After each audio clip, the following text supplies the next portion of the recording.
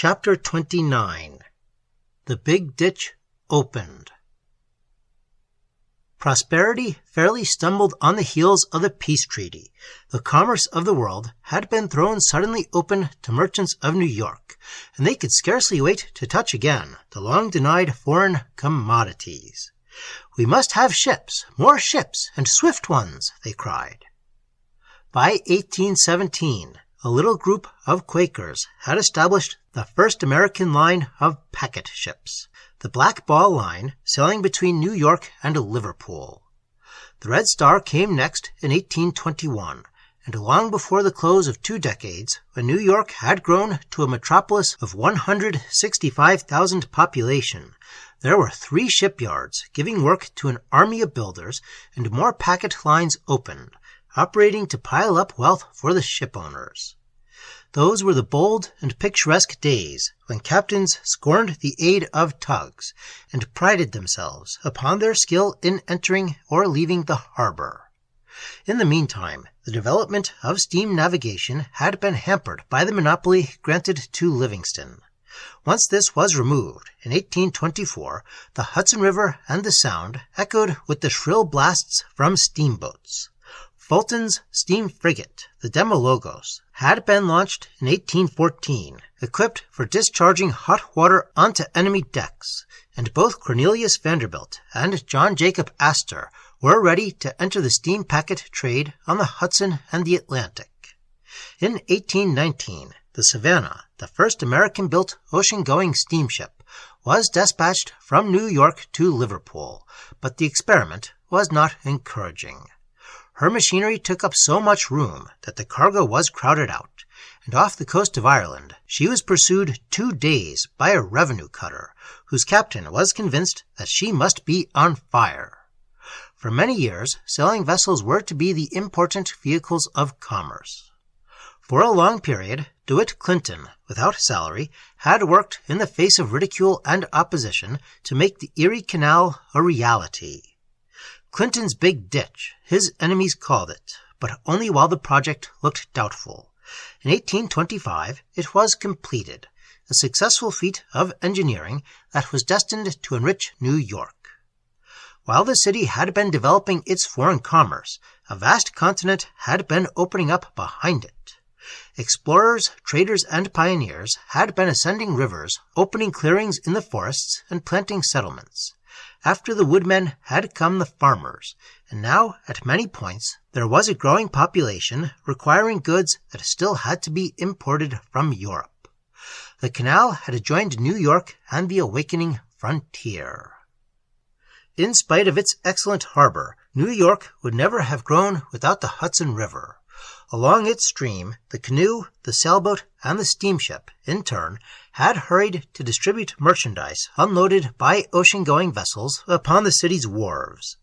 Now, suddenly, the territory served in this manner had grown prodigiously. By one brilliant stroke, that trade hinterland added to itself millions upon millions of acres in the Great Lakes region. At 10 o'clock on the morning of October 28, 1825, a cannon shot relayed the news to watchers along the Hudson that official canal boats were on their way to Sandy Hook, and for 9 days impatience mounted to fever height.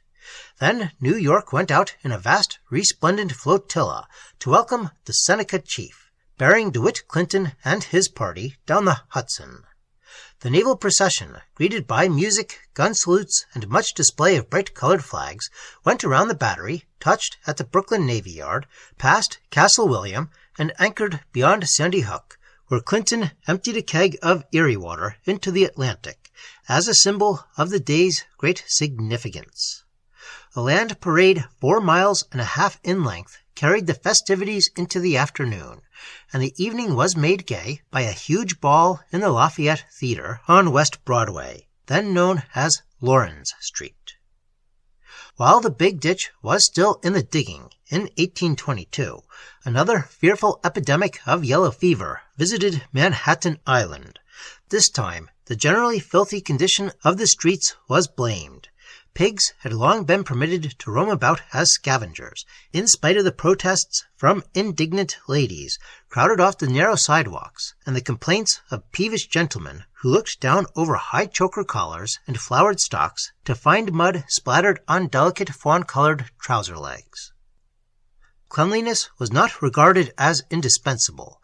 Even bathtubs were rented rather than owned. Thus, in spite of the Manna-Hatin Company's continuance of a water supply that brought it no profits, the fever took a heavy toll of lives. A high fence was built in 1822 in the region of Rector Street, enclosing both Grace and Trinity churches as a quarantine. Banks, business houses, the customs house, and post office moved almost overnight to Greenwich. An open field, now Bryant Park, was set aside for a public burial ground, and interments were discontinued in the place now known as Washington Square. In the meantime, a record-breaking immigration, wave on wave, was causing overpopulation and an increase in pauperism and crime. The way in which New York met these problems by organization of charity set it apart from all other cities of the period. The same efficient executive spirit that fashioned a sort of game out of money-making showed itself in the management of benefactions.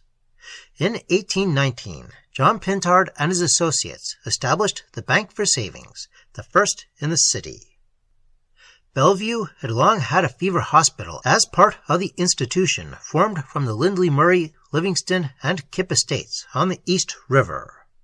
A public institution for the instruction of the deaf and dumb was incorporated in 1817, and this step was followed in 1818 by laying of the cornerstone of the Bloomingdale Hospital for the Insane.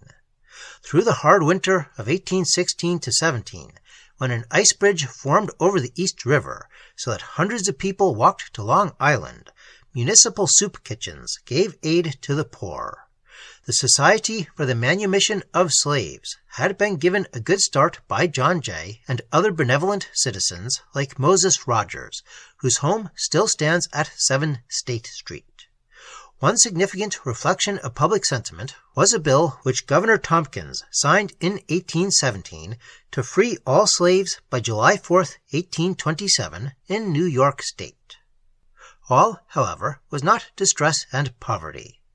Alexander T. Stewart, one of New York's great merchants, built a large store at 283 Broad Street for the sale of fresh and seasonable dry goods. So far uptown that people shook their heads over his folly. 20 years later, he built the Marble Emporium that still stands on the opposite side of Broadway between Chambers and Reed Streets. A company began to supply New York with that strange form of lighting known as illuminating gas. The federal government ceded Castle Clinton to the city, and the great building was remodeled into Castle Garden, where one might dance with the mayor's permission, but not play billiards. This vast public auditorium was to witness many brilliant scenes before giving place to the aquarium of today. In 1824, a reception was held there for the aged Lafayette, who was revisiting the country he had served as General Washington's aide. His visit was one of the most notable of New York's public welcomes. Inspired by the high emotions of the moment, officers of the 11th Infantry Regiment met at the Shakespeare Tavern on the northwest corner of Nassau and Fulton Streets, and there formed the National Guard, later so famous as the 7th Regiment of New York City. Everywhere there was enthusiasm, gaiety, evidence of prosperity. Citizens in gala attire thronged to pay their respects to the gallant old Marquis, who was bewildered by this apparent equality in rank and wealth. "But where are the people?" he asked.